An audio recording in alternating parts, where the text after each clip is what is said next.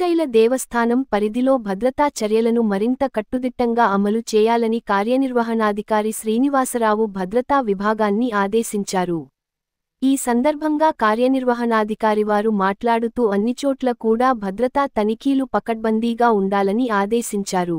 భద్రతా చర్యలలో పోలీస్ శాఖవారి పూర్తి సహాయ సహకారాలు పొందాలని భద్రతా విభాగపు పర్యవేక్షకులకు సూచించారు. ముఖ్యంగా దేవస్థానం టోల్ గేట్ వద్ద క్షుణ్ణంగా తనిఖీలు చేపట్టాలన్నారు. అదేవిధంగా క్యూ కాంప్లెక్సు, క్యూలైన్ల ప్రవేశద్వారం, ప్రధానాలయం, క్షేత్రపరిధిలోని జనసమ్మర్ద ప్రదేశాలు, సాక్షిగణపతి, హాటకేశ్వరం, శిఖరేశ్వరం, ఫాలధార, పంచధార మొదలైన చోట్ల కూడా భద్రత కట్టుదిట్టంగా ఉండాలన్నారు. భద్రతా సిబ్బంది నిరంతరం అప్రమత్తంగా ఉండాలన్నారు.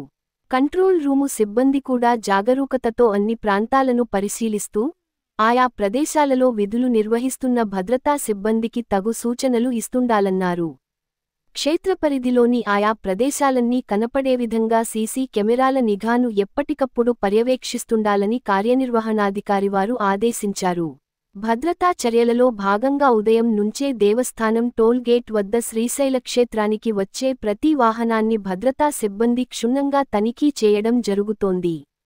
ఇటీవల దేవస్థాన భద్రతా సిబ్బందికి 5 రోజుల పాటు శిక్షణా